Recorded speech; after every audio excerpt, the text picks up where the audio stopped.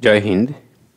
আজ আমরা প্রভাতী গণিত অনুশীলন বই থেকে পশ্চিমবঙ্গের প্রাথমিক শিক্ষা উন্নয়ন পর্ষদ দ্বারা পরিচালিত বৃত্তি পরীক্ষা 2016 সালের গণিতের প্রশ্ন সম্পূর্ণ সমাধান করব আমরা। এর আগে আমরা এই প্রভাতী গণিত অনুশীলন বই থেকেই বৃত্তি পরীক্ষা 2024 সাল, 2023 সাল, 19 সাল, 18 সাল, 17 সালের সম্পূর্ণ সমাধান দেওয়া হয়েছে। আজ আমরা 16 সাল দেবো, তারপরে 19 সাল এবং 14 সালের দিলে তাহলে বৃত্তি পরীক্ষার সম্পূর্ণ গণিতের সমাধান দেওয়া হবে।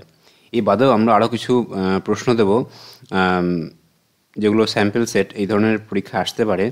তো এইগুলো যে শুধু বৃত্তি পরীক্ষার জন্য উপযোগী এমনটি নয়। আগামী মাসে যখন আমাদের অ্যাডমিশন টেস্ট হবে, ক্লাস পঞ্চম শ্রেণীতে অ্যাডমিশন টেস্ট হবে, সেই পরীক্ষার ক্ষেত্রেও এই প্রশ্নগুলো সমানভাবে গুরুত্বপূর্ণ। তো চলো আমরা ক্লাসটা মন দিয়ে দেখি। যদি কারো কোথাও বুঝতে সমস্যা হয় তাহলে অবশ্যই কমেন্ট করে জানাবে। তো দেখো, এখানে দেখো দেওয়া আছে, সময় দেওয়া আছে, সময় 2 ঘন্টা 30 মিনিট এবং পূর্ণমান 100। শূন্যস্থান দেওয়া আছে, প্রথমে এক দাগে শূন্যস্থান। তোমরা চেষ্টা করবে প্রতিটা প্রশ্ন পূর্ণ বাক্যে লেখার জন্য। আমি কিন্তু পরের যে প্রশ্নগুলো আমি কিন্তু সংক্ষেপে করব, মানে তোমাদের বোঝানোর জন্য, কিন্তু তোমরা যখন সমাধান করবে তখন পূর্ণ বাক্যে উত্তর লিখবে, ঠিক আছে? তো দেখো, প্রথমে লেখা আছে যে 1 নম্বরে, একের কয়ে, যে জোড় মৌলিক সংখ্যা, একমাত্র মৌলিক সংখ্যা অথবা জোড়, সেটা কি? সেটা 2। মৌলিক সংখ্যা কিন্তু জোড় 2। জোড় সংখ্যা গুণ বিজোড় সংখ্যা কোন সংখ্যায়? তাহলে যে কোনো আমরা দেখি, 2 একটা জোড় সংখ্যা, গুণ বিজোড় সংখ্যা মনে করো 3। কোথায়? 3 গুণ 6। মনে করো 8 একটি জোড় সংখ্যা, এর সঙ্গে মনে করো 5 আমার বিজোড় সংখ্যা, তাহলে কত হয়? 5 এটা 40। তার মানে তুমি জোড় সংখ্যার সঙ্গে যে কোনো বিজোড় সংখ্যা গুণ করলে তোমার কী হবে? তোমার সংখ্যা হবে জোড় সংখ্যা। বোঝা গেল?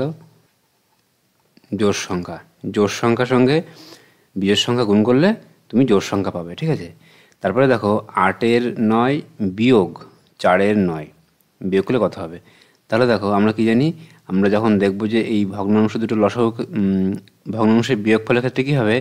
এই 9 আছে না এখানে, এই 9, তার মানে লসাগু 9 হয়। এবার কি, উপর সিম্পল জাস্ট 8 থেকে আমি 4 বাদ দিলে কত হবে? উত্তর হবে আমার 4। তাহলে এই যে বক্স, এখানে বলবে আমার 4। তারপরে দেখো, এই 2567 সংখ্যাটিতে 5-এর স্থানীয় মান, মানে 5 কোন জায়গায় আছে তার স্থানীয় মান বার করতে হবে। তাহলে কি, এই অঙ্কগুলো করার ক্ষেত্রে কী করবো আমি? এই 5-এর স্থানীয় মান কি? এই 5টাকে লিখবো। লেখার পরে 5-এর পরে ডান দিকে যতগুলো ঘর আছে ততগুলো আমি শূন্য দেবো। তাহলে 5-এর উপরে কটা ঘর? 1টা 2টো ঘর না? তাহলে 2টো আমার শূন্য বসে গেল। তাহলে এই সংখ্যাটিতে 5-এর স্থানীয় মান 500 মনে থাকবে।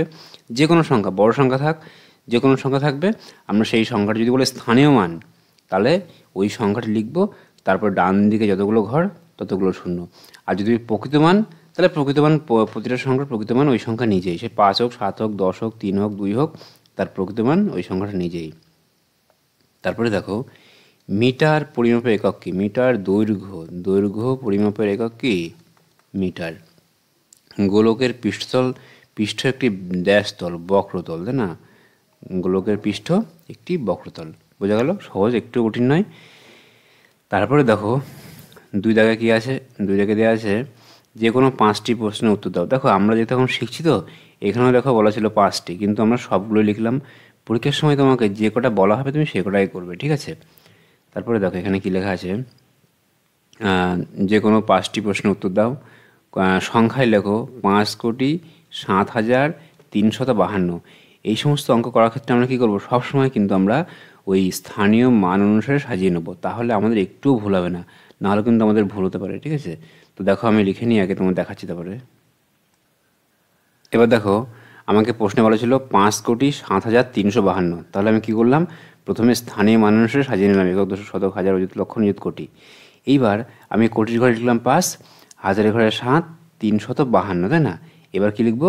এবার আমি যেগুলো ঘরে ফাঁকা সেই কটা ঘরে আমি শূন্য বসিয়ে দেবো। তাহলে যদি আমি এই কথায় লেখাটাকে অঙ্কে লিখি, তাহলে কত হবে?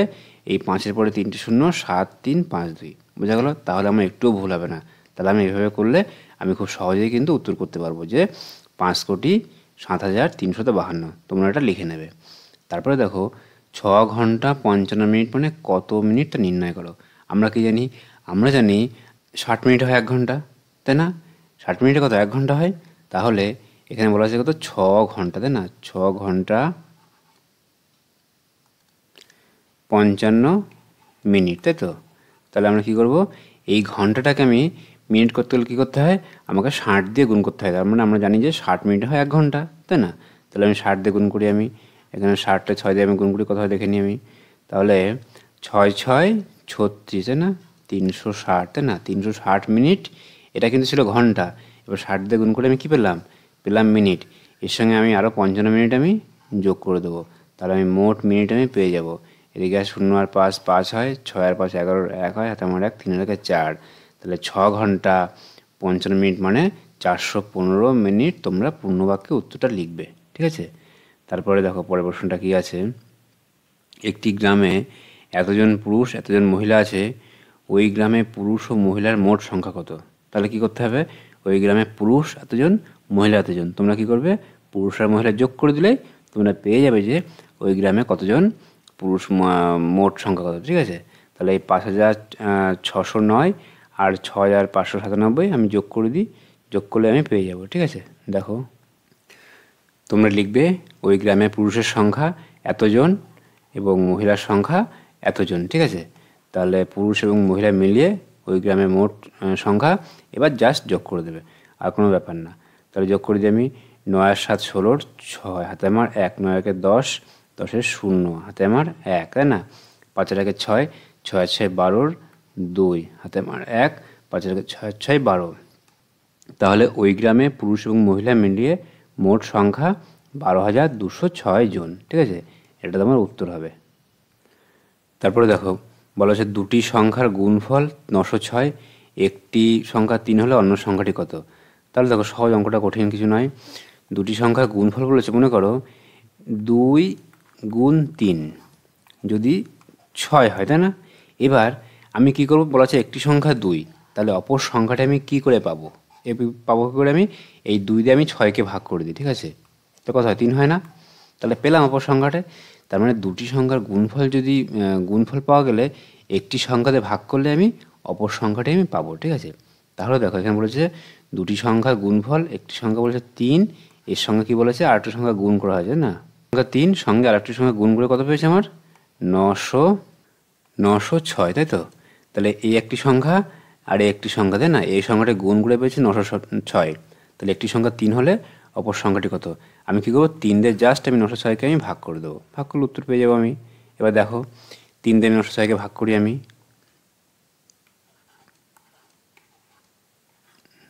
3 দিয়ে ভাগ করে দিই, 3 তিরিককে 3 9 বাজে কবার যাবে, 3 বার যাবে, 3 তিরিককে 9, তাই না? এবার 0 নেমে গেল, তাহলে 3 0 মধ্যে কবার যাবে, 0 বার যাবে, 3 0 0, কিছু নেই আর।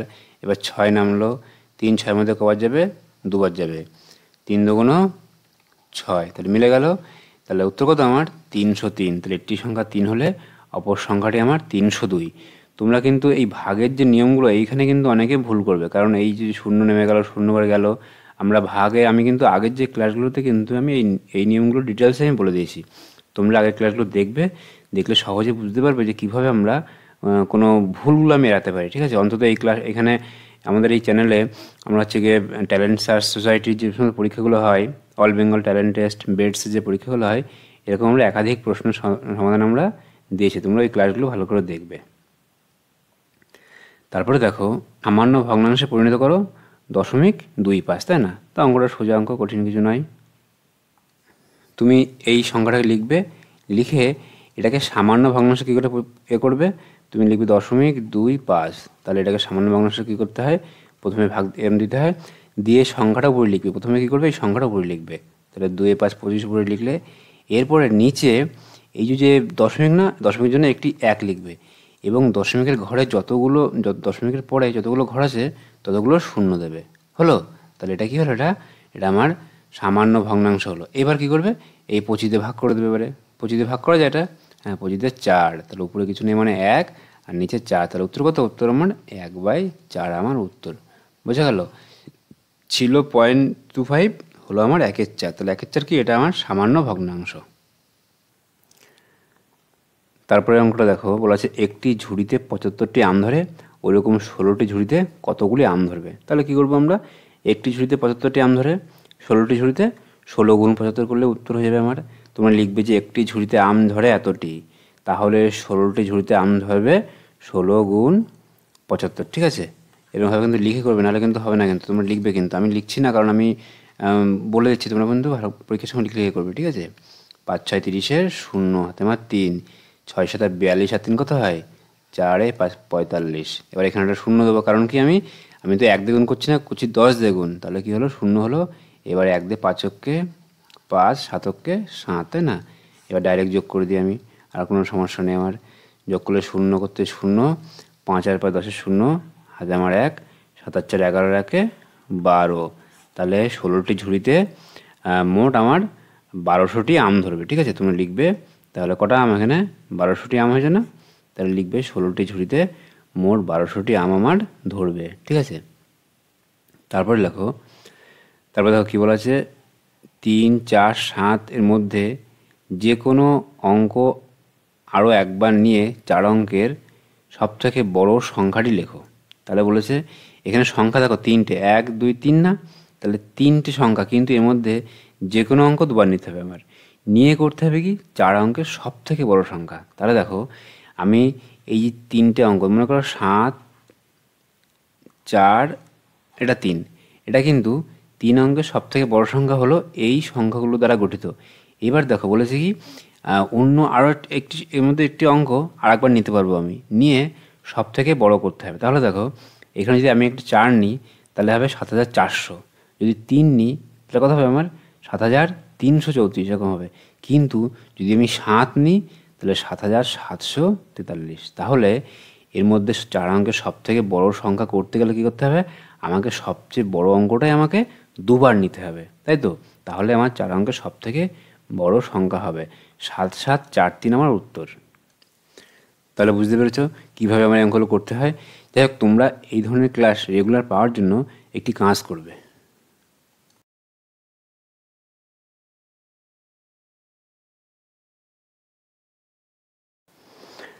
তাহলে ক্লাসগুলো ছাড়ার সঙ্গে সঙ্গে তোমরা প্রথমেই এই ক্লাসের নোটিফিকেশান পেয়ে যাবে। পরে দেখো 3 দাগে কী আছে, যে কোনো 8টি প্রশ্নের উত্তর দাও। আমরা সব প্রশ্নগুলোর উত্তর দেবো, হ্যাঁ? দেখো বলা আছে একটি ফুটবল খেলার মাঠে প্রথমে এতজন দর্শক আছে, এরপর 78 জন দর্শক চলে গেল, কিছুক্ষণ পরে আবার 126 জন দর্শক এলো, মাঠে এখন কতজন দর্শক আছে? তাহলে এক কাজ করবো, প্রথমে ছিল এতজন দর্শক, তাই না? তার থেকে কি হলো, কিছুক্ষণ পরে এই দর্শক চলে গেল, তাহলে এটা বাদ দেবো আমি, বোঝা গেল? এতজন ছিল, এতজন চলে গেল, বাদ দেবো। এবার দেখো পরে কি হয়েছে, আবার এতজন এসছে, তাহলে কী করবো, পরে এটা আমি আবার যোগ করে দেবো, উত্তর আমার হয়ে যাবে। তাহলে তোমরা কী করবে, প্রথমে লিখবে এরকম, প্রথমে ছিল দর্শক মাঠে এই 1251 জন হলো, এবার 78 জন আমার চলে গেল, ভালো কথা। তোমরা কিন্তু প্রতিটা অঙ্ক কিন্তু পূর্ণ বাক্যে লিখবে, কিন্তু আমি কিন্তু বারবার বলছি প্রতিটা অঙ্ক পূর্ণ বাক্যে লিখবে, আমি তো সংক্ষেপে করে দিচ্ছি তোমার, ঠিক আছে? তাহলে দেখো কী করবো, আমি প্রথমে বাদ দিই এটা, ঠিক আছে? তাহলে 1 থেকে তো 8 বিয়োগ করা যাবে না, 11 থেকে 8 বাদ গেলে 3 থাকে, হাতে আমার 1, 7 থেকে 8, 5 থেকে তো 8 বিয়োগ করা যাবে না, 15 থেকে 8 বিয়োগ করলে কত হবে? 7 হবে, তাই না? হাতে আমার 1, এখানে 1 2 থেকে 1 গেলে 1 থেকে 1। তাহলে এখন মাঠে দর্শক আছে আমার কতজন? 1173 জন দর্শক মাঠে আমার এখন আছে। কিছুক্ষণ পরে কি হয়েছে, আবার কতজন এসছে? 126 জন দর্শক মাঠে আবার প্রেজেন্ট, তাই না? 126 জন দর্শক চলে এসছে। তাহলে এখন মাঠে আমার দর্শক কতজন? 126 যোগ করে দিয়ে সঙ্গে, তাহলে দেখো কত হয়, 6 আর 3 9, 7 আর 2 9, 1 আর 1 2 1। তাহলে বর্তমানে মাঠে 1299 জন দর্শক উপস্থিত আছে, বুঝতে পেরেছো? তারপরে ক্ষয় দেখো, বড় থেকে ছোট সাজাও। তাহলে বড় থেকে ছোট, এখানে অনেকগুলো সংখ্যা দেওয়া আছে, এর মধ্যে থেকে বড় থেকে ছোট হিসাবে সাজাতে হবে। আমি তোমাদের আগের যে ক্লাসগুলোতে এই ধরনের অঙ্ক ছিল, আমি তখন তোমাকে কি বলেছিলাম যে আমাকে দেখতে হবে, আমি তোমাকে বলেছিলাম যে এখানে দেখতে হবে যে 5, এই 4টে সংখ্যার মধ্যে প্রথম সংখ্যাটি বড় কার আছে, ঠিক আছে? প্রথম সংখ্যাটি বড় কার সেটাকে দেখতে হবে আগে। তাহলে এখানে 5, এখানে 6, এখানে 6, এখানে 5, তাই না? তাহলে আমাকে বলেছে বড় থেকে ছোট, মানে প্রথমে সব থেকে বড় আসবে। তাহলে 5 এবং 6-এর মধ্যে বড় 6, তাহলে এখানে এটাও 6, এটাও 6। এরপরে দেবো দ্বিতীয় সংখ্যাটা কার বড়, ঠিক আছে? দ্বিতীয় সংখ্যাটা এখানে 0, এখানে 5, তার মানে সবচেয়ে বড় এটা। তাহলে প্রথমে কি আসবে, 65 10 সব থেকে বড়, ঠিক আছে। এরপরে কোনটা আসবে? এরপরে এইটা, কারণ 60,001, তাই না? 60,001 তারপরে বড়, বোঝা গেল? এবার দেখো এখানেও 5, এখানেও 5। এবার দেখো আমি দেখবো যে প্রথম সংখ্যা 5, এবার দেখবো দ্বিতীয় সংখ্যাটা কি আছে এখানে, এর 6 আছে, এর 5 আছে, তার মানে এই 6টা বড়। তাহলে 56,01 তারপরে হবে, তারপরে কত হবে?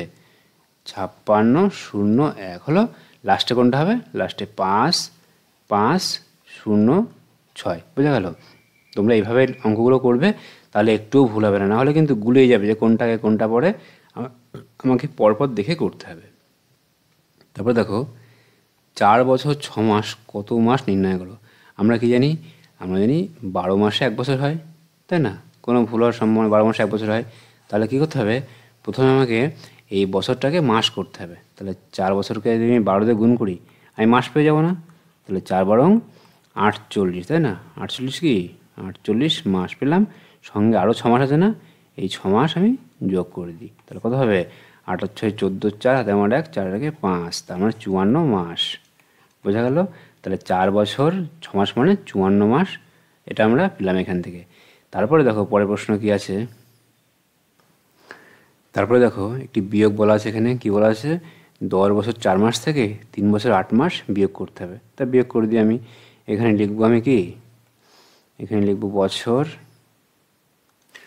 তাহলে দেখো আমি বিয়োগ করে দিই। উপরে লেখা আছে 10 বছর 4 মাস, আর নিচে 3 বছর 8 মাস বিয়োগ করতে হবে। এবার আমি মাসের থেকে মাস বিয়োগ করব, বছরের থেকে বছর বিয়োগ করব। কিন্তু এখানে 4 মাস থেকে তো 8 মাস আমি বিয়োগ করতে পারি না। আমি আগের একাধিক ক্লাসে কিন্তু এই নিয়মগুলো শিখেছিলাম যে কীভাবে আমরা সহজেই করতে পারবো। এখানে লেখা আছে 10 বছর 4 মাস। তাহলে এক কাজ করবো আমি, এখান থেকে আমি 1 বছর কেটে আমি এইখানে আমি নিয়ে নেব। কিন্তু এটা তো বছরের ঘর, তাই না? এটা বছরের ঘর, কিন্তু এখানে আসলে কী হবে? এখানে একটা মাস হয়ে যাবে। তাহলে 1 বছর এখানে আসলে কত হবে? এখানে আসলে 12 মাস হয়ে যাবে। তাহলে দেখো এখন কিন্তু এখানে আমার কত আছে? আমার 12 আর 4 16 মাস, তাই না? এখানে কত মাস আমার? 12 আর 4 16 মাস। এইবার এই 16 মাস থেকে আমি 8 মাস বাদ দিলে আমার কত থাকবে? আমার 8 মাস, বোঝা গেল? এবার দেখো এখানে তো 10 ছিল, কিন্তু আমার 1 বছর এখানে নিয়ে গেছি না আমি। তাহলে এখানে কত হবে? এখানে আমার 9 আছে। তো 9 থেকে 6, 9 থেকে 3 বাদ দিই, তাহলে 6। তাহলে উত্তর কত আমার? 6 বছর 8 মাস আমার উত্তর, বোঝা গেল? একদম সহজ, তো কঠিন কিছুই নয়। তারপরে দেখো পরেরটা কী বলা আছে, পরের অঙ্কটা। এখানে বলা আছে যে 5 কিলোমিটার 450 মিটার কত সেন্টিমিটার তা নির্ণয় করো। এবার দেখো আমরা যে মেট্রিক পদ্ধতির যে একক, আমরা ঠিক আছে দেখে নিই এককটা। মেট্রিক পদ্ধতির স্কেলটা আমরা দেখে নিই, তাহলে বুঝতে পারবো। এবার দেখো মেট্রিক পদ্ধতির যে স্কেল, কিলো, হেক্টর, ডেকা, এটা মূল একক, মিটার, ডেসি, সেন্টি, মিলি। এবার দেখো প্রতিটা ঘর, প্রত্যেকটা ঘরে 10 গুণ, ঠিক আছে। ধরো মনে করো 1 সেন্টিমিটার 10 মিলি, মানে এর 10 গুণ, এর আবার এটা 100 গুণ, এর এটা 10 গুণ, এবার এর থেকে এর 10 গুণ, প্রতিটা ঘর 10 গুণ, মানে একটি ঘর থেকে আরেকটি ঘর 10 গুণ, একটি ঘর থেকে দুটি ঘর 100 গুণ। আমাকে বলেছে কিলোমিটার, তাই না? কত কিলোমিটার বলা আছে আমার? বলেছে 5 কিলোমিটার 450 মিটার। তাহলে 5 কিমি এখানে ছিল কত? এখানে আমার 5, আর মিটারে ছিল কত? 450। তাহলে দেখো আমার যেতে হবে কোথায়? সেন্টিমিটারে যেতে হবে। সেন্টিমিটার কোথায় দেখি? সেন্টিমিটার, এই যে সেন্টিমিটার, তাই না? এই যে কিলো, হেক্টর, ডেকা, মিটার, ডেসি, সেন্টি, এইখানে আসতে হবে আমার, ঠিক আছে? এইখানে। তাহলে এই কিলোমিটার থেকে কত ঘর পড়ে সেন্টিমিটার দেখিনি আমি, কত ঘর পড়ে? 1 ঘর, 2 ঘর, 3 ঘর, 4 ঘর, 5 ঘর না? তাহলে কী করবো আমি? এই 5কে আমি 1-এর পরে 5টা শূন্য দিয়ে গুণ করবো আমি, ঠিক আছে? 1 2 3 4 5, বুঝা গেল? কী করবো? এই যেহেতু 5টা ঘর না, তাহলে 1-এর পরে 5টা শূন্য দিয়ে আমি গুণ করবো। আর বলা আছে 450 মিটার না? তাহলে মিটারকে আমি সেন্টিমিটার আসলে কত ঘর আছে আমার? মিটার থেকে সেন্টিমিটার কত ঘর? 1 ঘর 2 ঘর। তাহলে আমি কী করবো? 1-এর পরে আমি দুটো শূন্য দিয়ে আমি গুণ করবো, বোঝা গেল? এবার গুণ করে দেখো এখানে কী হয়? 5-এর পরে 1 2 3 4 5 হলো, 5টা শূন্য। আর এখানে কী আছে? এটা গুণ করলে কত হবে? এটা গুণ করলে 450-এর পরে 1 2 0, 450-এর পরে দুটো শূন্য, ঠিক আছে? এবার দুটো শূন্য, 3টে শূন্য, 5 4। এবার কী করবো আমি? এই দুটো আমি যোগ করে দিই। যোগ করলে দেখো 0 0 0 5 4 5। তার মানে যদি আমি 5 কিলোমিটারকে সেন্টিমিটার, 5 কিলোমিটার 450 মিটারকে আমি সেন্টিমিটার প্রকাশ করলে কী হবে? এখানে 5-এর সঙ্গে এতগুলো শূন্য গুণ হয়েছে, আর 450-এর সঙ্গে 100 গুণ হয়েছে। এইবার এই গুণফলগুলো আমি যোগ করলাম, কত পেলাম? এই 5 4 5 000, তার মানে 4 5 0 0 0 এত কি এত সেমি। তোমরা কিন্তু এগুলো পূর্ণ বাক্যে লিখবে না, হলে কিন্তু ভুল হয়ে যাবে, ঠিক আছে? তারপরে দেখো বিভাজ্যতার নিয়মে দেখাও যে এত সংখ্যাটি 3 দ্বারা বিভাজ্য কিনা। তাহলে আমরা 3 দ্বারা বিভাজন নিয়মে কি জানি আমরা, যদি একটি সংখ্যার অঙ্কগুলোর যোগফল 3 দ্বারা ভাগ যায়, তাই না? তাহলে লেখা আছে কত? 4 5 9 9, তাই না? যদি এই সংখ্যার যদি আমি অঙ্কগুলোর যোগফল, ঠিক আছে, এই অঙ্কগুলোর যোগফল আমি যোগ করি, 5 আর 4 9 না, 9 9 18 9 27, তাহলে 27 কি 3 দ্বারা ভাগ যায়? হ্যাঁ, 3 দ্বারা ভাগ যায়, 3 নং 27 না? তাহলে এই সংখ্যাটিও আমার 3 দ্বারা ভাগ যাবে। তাহলে কি করে বুঝবো? আমি লিখবো যে এই বিভাজ্যতার নিয়মে 3 দ্বারা বিভাজ্যতার নিয়ম জানি কি আমরা, যে যদি সংখ্যাটির অঙ্কগুলোর যোগফল 3 দ্বারা ভাগ যায় তাহলে অবশ্যই সংখ্যাটি 3 দ্বারা ভাগ যাবে। এখানে 4 যোগ 5 যোগ 9 যোগ 9 করলে যোগ করলে আর হয় 18, যোগ করলে হয় 27, এবং 27 সংখ্যাটি 3 দ্বারা বিভাজ্য, সুতরাং সংখ্যাটিও 3 দ্বারা বিভাজ্য। তোমরা কিন্তু এভাবে লিখবে।